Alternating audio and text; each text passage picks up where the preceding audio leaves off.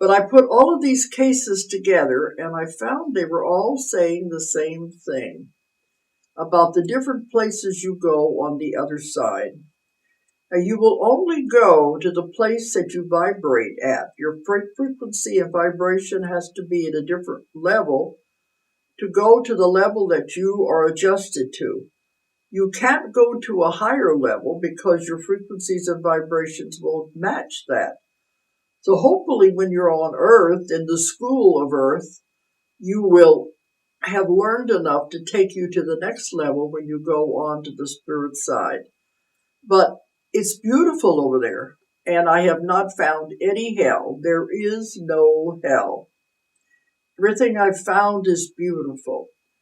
They're the simple places that are very much like what the church calls heaven, where you can live in a house if you want to, and you can live